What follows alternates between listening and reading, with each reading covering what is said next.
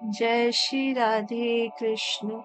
आज हम लोग 15वां अध्याय को सुनते हैं।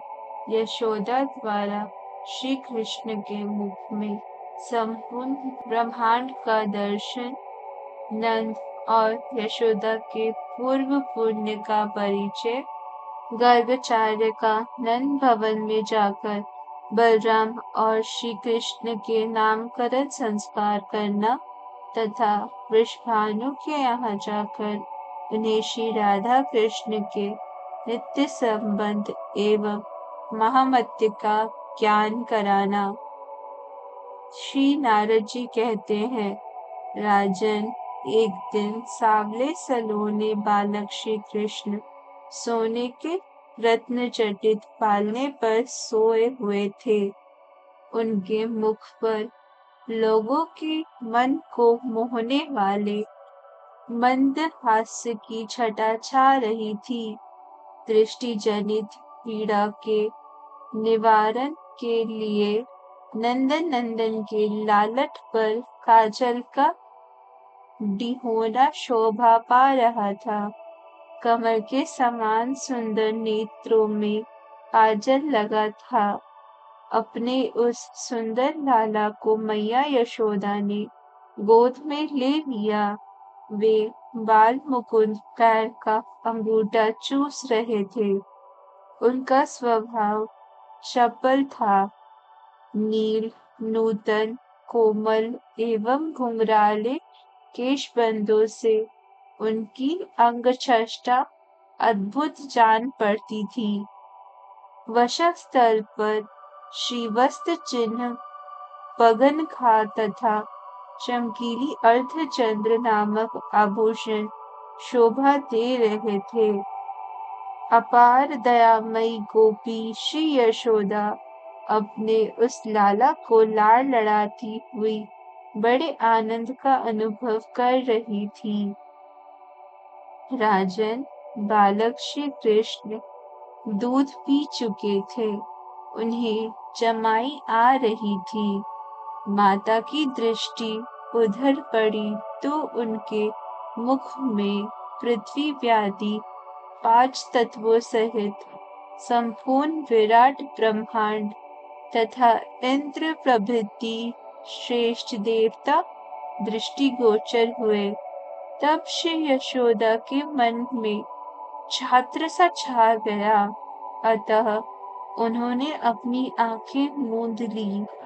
महाराज, परिपूर्णतम भगवान श्री कृष्ण सर्वश्रेष्ठ हैं। उनकी ही माया से संपूर्ण संसार संतवान बना रहा है। उसकी माया के प्रभाव से यशोदा जी की स्मृति टिक न सकी। फिर अपने बालक श्री कृष्ण पर उनका वात्सल्यपूर्ण दया भाव उत्पन्न हो गया। अहो, श्री नंद रानी के तप का वर्णन कहाँ तक करूं? श्री बहुलाश्व ने पूछा। मुनिवर, नंद जी ने यशोदा के साथ कौन सा महान तप किया था, जिसके प्रभाव से भगवान श्री कृष्णचंद्र उनके यहाँ पुत्र रूप में प्रकट हुए?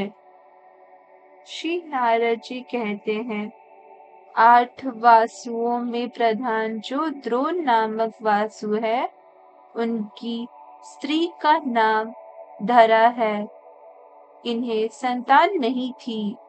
वे भगवान श्री विष्णु के परम भक्त थे। देवताओं के राज्य का पालन भी करते थे। राजन, एक समय पुत्र की अभिलाषा होने पर ब्रह्मा जी के आदेश से वे अपने सधर्मिणी धरा के साथ तप करने के लिए मंदराचल पर्वत गए। वहां दोनों दंपति कंद मूल एवं फल खाकर अथवा सूखे पत्ते चबाकर तपस्या करते थे। बाद में जल के आधार पर उनका जीवन चलने लगा। तदंतर उन्होंने जल पीना भी बंद कर दिया। इस प्रकार जल शून्य देश में उनकी तपस्या चलने लगी। उन्हें तप करके जब 10 करोड़ वर्ष बीत गए, तब ब्रह्मा जी प्रसन्न होकर आए और बोले, वर मांगो। उस समय उनके ऊपर दीमकें चढ़ गई थी, अतः उन्हें हटाकर द्रोण अपनी पत्नी के साथ बाहर निकले। उन्होंने ब्रह्मा जी को प्रणाम किया और विधिवत उनकी पूजा की। उनका मन आनंद से उल्लासित हो उठा। वे उन प्रभु से बोले, श्री दूर ने कहा, ब्राह्मण विधेय परिपूर्णतम जनार्दन भगवान श्री कृष्ण मेरे पुत्र हो जाए और उनमें हम दोनों की प्रेम लक्षणा भक्ति सदा बनी रहे, जिसके प्रभाव से मनुष्य दुर्ज्ञान भवसागर को सहज ही पार कर जाता है। हम दोनों तपस्वी जनों को दूसरा कोई वर अभिलाषित नहीं है। श्री ब्रह्मा जी बोले, तुम लोगों ने मुझसे जो वर मांगा है वह कठिनाई से पूर्ण होने वाला और अत्यंत दुर्लभ है। फिर भी दूसरे जन्म में तुम लोगों की अभिलाषा पूरी होगी। श्री नारद जी कहते हैं, राजन, वे द्रोण ही इस पृथ्वी पर नंद हुए और धरा ही यशोदा नाम से विख्यात हुई। ब्रह्मा जी की वाणी सत्य करने के लिए भगवान श्री कृष्ण पिता वासुदेव जी की पूरी मथुरा से ब्रज में पधारे थे। भगवान श्री कृष्ण का शुभ चरित्र सुधा निर्मित खाड़ से भी अधिक मीठा है। गंधमदान पर्वत के शिखर पर भगवान नर नारायण के श्रीमुख से मैंने इसे सुना है। उनकी कृपा से मैं कृतार्थ हो गया। वही कथा मैंने तुमसे कही है। अब और क्या सुनना चाहते हो? श्री बहुलाश्व ने पूछा। मुने, शिशु रूपधारी उन सनातन पुरुष भगवान श्री हरि ने बलराम जी के साथ कौन कौन सी लीलाएं की, यह मुझे बताइए। श्री नारद जी ने कहा, राजन, एक दिन वासुदेव जी के भेजे हुए महामुनि गर्गाचार्य अपने शिष्यों के साथ नंद भवन पधारे। नंद जी ने वाद्य आदि उत्तम उपचारों द्वारा मुनि श्रेष्ठ गर्ग की विधिवत पूजा की और प्रदक्षिणा करके उन्हें साष्टांग प्रणाम किया। नंद जी बोले, आज हमारे पितर देवता और अग्नि सभी संतुष्ट हो गए। आपके चरणों की धूल पड़ने से हमारा घर परम पवित्र हो गया। महामुने, आप मेरे बालक का नामकरण कीजिए। विप्रभर प्रभु, अनेक पुण्यों और तीर्थों का सेवन करने पर भी आपका शुभ आगमन सुलभ नहीं होता। श्री गर्ग जी ने कहा, नंदराय जी, मैं तुम्हारे पुत्र का नामकरण करूंगा, इसमें संशय नहीं है, किंतु कुछ पूर्व काल की बात बताऊंगा, अतः एकांत स्थान में ले चलो। श्री नारद जी कहते हैं, राजन, तदंतर गर्ग जी नंद यशोदा तथा दोनों बालक श्री कृष्ण एवं बलराम को साथ लेकर गौशाला में, जहाँ दूसरा कोई नहीं था, चले गए। वहां उन्होंने उन बालकों का नामकरण संस्कार किया। सर्वप्रथम उन्होंने गणेश आदि देवता का पूजन किया। फिर यत्न पूर्वक ग्रहों का शोधन विचार करके हर्ष से पुलकित हुए महामुनि गर्गाचार्य नंद से बोले। गर्ग जी ने कहा, यह जो रोहिणी के पुत्र हैं, इनका नाम बताता हूँ, सुनो। इनमें योगी जन रमन करते हैं, अतः ये सब में रमते हैं, या अपने गुणों द्वारा भक्त जनों के मन को रमाया करते हैं। इन कारणों से उत्कृष्ट यज्ञ ज्ञानी जन इन्हें राम नाम से जानते हैं। योग माया द्वारा गर्भ का संकर्षण होने से इनका प्रादुर्भाव हुआ है, अतः ये संकर्षण नाम से प्रसिद्ध होंगे। अशेष जगत का संहार होने पर भी ये शेष रह जाते हैं, अतः इन्हें लोग शेष नाम से जानते हैं। सबसे अधिक बलवान होने से ये बल नाम से भी विख्यात होंगे। नंद, अब अपने पुत्र के नाम सावधानी के साथ सुनो। के सभी नाम तत्काल परिणाम मात्र को पावन करने वाले तथा चराचर समस्त जगत के लिए परम कल्याणकारी है। क का अर्थ है कमलाकांत, री का अर्थ है राम, श अक्षर षड्वित ऐश्वर्य के स्वामी श्वेत द्वीप निवासी भगवान विष्णु वाचक है। न नरसिंह का प्रतीक है और अकार शब्द अग्नि रूप से भविष्य के भूतका अथवा अग्निदेव के रक्षक व वाचक है, अतः दोनों विसर्ग रूप बिंदु नर नारायण के बोधक है। ये छह पूर्ण तत्व जिस महामंत्र रूप परिपूर्णतम शब्द में लीन है, वह इसी युक्तिपति के कारण कृष्ण कहा गया है, अतः इस बालक का नाम कृष्ण है। सतयुग, त्रेता, द्वापर और कलयुग, इन युगों में इन्होंने शुक्ल रक्त पीठ तथा कृष्ण कांति ग्रहण की है। द्वापर के अंत और कल्कि के आदि में यह बालक कृष्ण अंग कांति को प्राप्त हुआ है। इस कारण से भी यह नंदन नंदन कृष्ण नाम से विख्यात होगा। इनका नाम वासुदेव भी है। इसकी व्युत्पत्ति इस प्रकार है। वसु नाम है इंद्रियों का, इनका देवता है चित्त। इस चित्त में स्थित रहकर जो चेष्टाशील है, उन अंतर्यामी भगवान को वासुदेव कहते हैं। वृषभानु की पुत्री राधा जो कृष्ण के भवन में प्रकट हुई है, उनके यह साक्षात प्राणनाथ बनेंगे, अतः इनका एक नाम राधापति भी है, जो साक्षात परिपूर्णतम स्वयं भगवान श्री कृष्ण चंद्र है। असंख्य ब्रह्मांड जिनके अधीन है और जो गोलोक धाम में विराजते हैं, वे ही परम प्रभु तुम्हारे यहाँ बालक रूप से प्रकट हुए हैं। पृथ्वी का भार उतारना, कंस आदि दुष्टों का संहार करना और भक्तों की रक्षा करना, ये ही इनके अवतार के उद्देश्य हैं। भारत वंश वधु नंद, इनके नामों का अंत नहीं है। वे सब नाम वेदों में गुण रूप से कहे गए हैं। इनकी लीलाओं के कारण भी उन कर्मों के अनुसार इनके नाम विख्यात होंगे। इनके अद्भुत कर्मों को लेकर आश्चर्य नहीं करना चाहिए।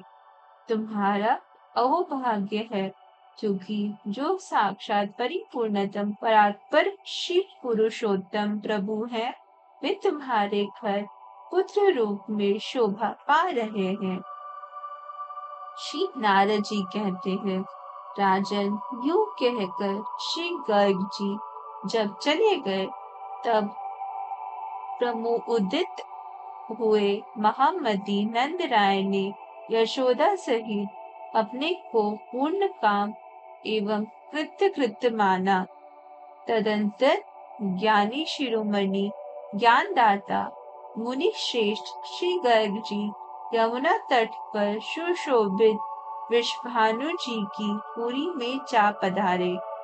छत्र धारण करने से वे दूसरे इंद्र की तथा दंड धारण करने से साक्षात धर्मराज की भांति सुशोभित होते थे।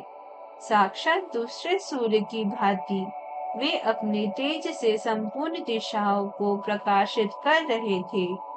पुस्तक तथा मेखला से युक्त विप्रवर गर्ग दूसरे ब्रह्मा की भांति प्रतीत होते थे। शुक्ल वस्त्रों से सुशोभित होने के कारण वे भगवान विष्णु की सी शोभा पाते थे।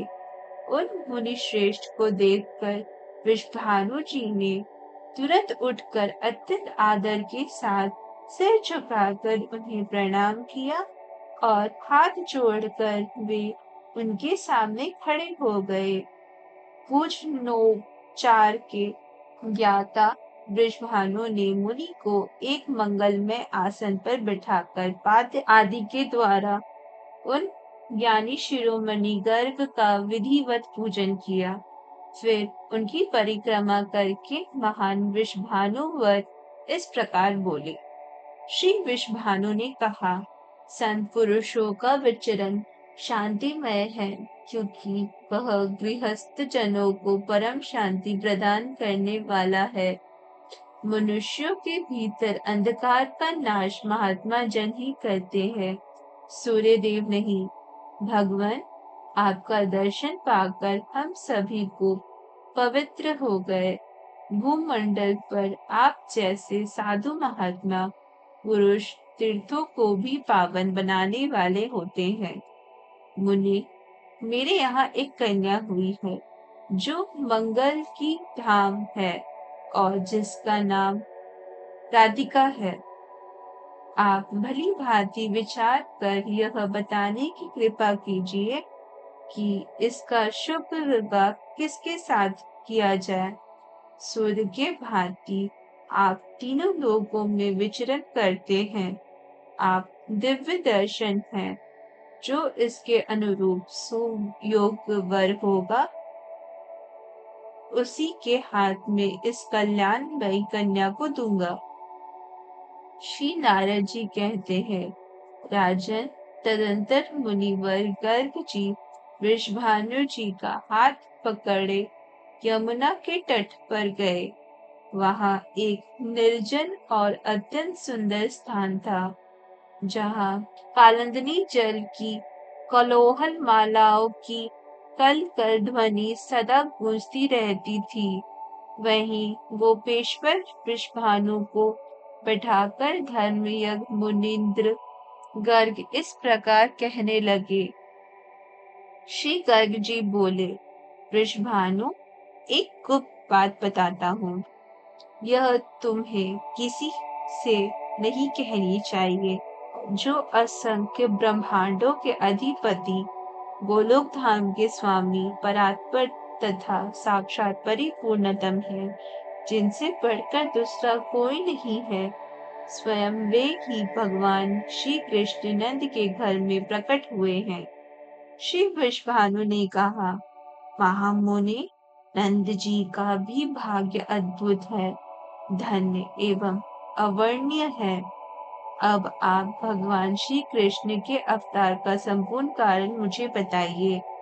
श्री गर्ग जी बोले, पृथ्वी का भार उतारने और कंस आदि दुष्टों का विनाश करने के लिए ब्रह्मा जी की प्रार्थना करने पर भगवान श्री कृष्ण पृथ्वी पर अवतरित हुए हैं।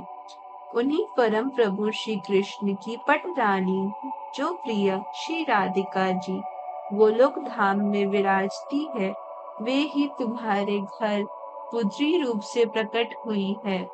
तुम उन पराशक्ति राधिका को नहीं जानते। श्री नारद जी कहते हैं, राजन, उस समय गोप वृषभानु के मन में आनंद की बाढ़ आ गई और वे अत्यंत विस्मित हो गए। उन्होंने कलावती कीर्ति को बुलाकर उनके साथ विचार किया। पुनः श्री राधा कृष्ण के प्रभाव को जानकर गोपवर वृषभानु आनंद के अश्रु बहाते हुए पुनः महामुनि गर्ग से कहने लगे। श्री वृषभानु ने कहा, द्विजवर, उन्हीं भगवान श्री कृष्ण को मैं अपनी यह कमल नयनी कन्या समर्पण करूंगा। आपने ही मुझे यह संग मार्ग दिखलाया है, अतः आपके द्वारा ही इसका शुभ विवाह संस्कार संपन्न होना चाहिए। श्री गर्ग जी ने कहा, राजन, श्री राधा और श्री कृष्ण का पानी ग्रहण संस्कार मैं नहीं करूंगा। यमुना के तट पर भांडिन वन में इनका विवाह होगा। वृंदावन के निकट जन शून्य सुरमय स्थान में स्वयं श्री ब्रह्मा जी पधार कर इन दोनों का विवाह कराएंगे। गोपवर, तुम इन श्री राधिका को भगवान श्री कृष्ण की वल्लभा समझो। संसार में राजाओं के शिरोमणि तुम हो और लोकों का शिरोमणि गोलोक धाम है। तुम संपूर्ण गोलोक धाम से ही इस भूमंडल पर आए हो। वैसे ही समस्त गोपियां भी श्री राधिका जी की आज्ञा मानकर गोलोक से आई है। बड़े बड़े यज्ञ करने पर देवताओं को भी अनेक जन्मों तक जिनकी झांकी सुलभ नहीं होती, उनके लिए भी जिनका दर्शन दुर्घट है, वे साक्षात श्री राधिका जी तुम्हारे मंदिर के आंगन में गुप्त रूप से विराज रही है और भूसंख्य गोप और गोपियां उनका साक्षात दर्शन करती हैं। श्री नारद जी कहते हैं, राजन, श्री राधिका जी और भगवान श्री कृष्ण का यह प्रसन्न प्रभाव सुनकर श्री वैश्वानु और कीर्ति दोनों अत्यंत विस्मित तथा आनंद से उल्लासित हो उठे और गर्ग जी से कहने लगे। दंपति बोले, ब्राह्मण, राधा शब्द की तात्विक व्याख्या बताइए। महामुने, इस भूतल पर मन के संदेह को दूर करने वाला आपके समान दूसरा कोई नहीं है। श्री गर्ग जी ने कहा, एक समय की बात है, मैं गंधमादन पर्वत पर गया, साथ में शिष्य वर्ग भी थे। वहीं भगवान नारायण के श्री मुख से मैंने सामवेद का यह सारांश सुना है। रकार से रमा का, आकार से गोपिकाओं का, अधिकार से धरा का तथा आकार से विरजा नदी का ग्रहण होता है। परमात्मा श्री कृष्ण का सर्वोत्कृष्ट तेज चार रूप में विभक्त हुआ। लीला, भू, श्री और विरजा, ये चार पत्नियां ही उनका चतुर्विध तेज है। ये सब की सब कुंज भवन में जाकर श्री राधिका जी के श्री विग्रह में लीन हो गई। इसलिए विघ्नजन श्री राधा को परिपूर्णतम कहते हैं। वो जो मनुष्य बारंबार राधा कृष्ण के साथ के इस नाम का उच्चारण करता है, उन्हें चारों पदार्थ तो क्या, साक्षात भगवान श्री कृष्ण भी सुलभ हो जाते हैं। श्री नारद जी कहते हैं, राजन, उस समय भार्या सहित श्री विश्वानु के आश्चर्य की सीमा न रही। श्री राधा कृष्ण के दिव्य प्रभाव को जानकर वे आनंद के मूर्तिमान विग्रह बन गए। इस प्रकार श्री विश्वानु ने ज्ञान शिरोमणि श्री गर्ग जी की पूजा की। तब वे स्ववर्गिक एवं त्रिकालदर्शी मुनिंद्र गर्ग स्वयं अपने स्थान को सिधारे। इस प्रकार गर्ग संहिता में गोलोक खंड के अंतर्गत नारद बहुलाश्व संवाद में नंद पत्नी का विश्व रूप प्रदर्शन तथा श्री कृष्ण बलराम का नामकरण संस्कार नामक 15वां अध्याय पूरा हुआ। धन्यवाद। जय श्री राधे कृष्ण।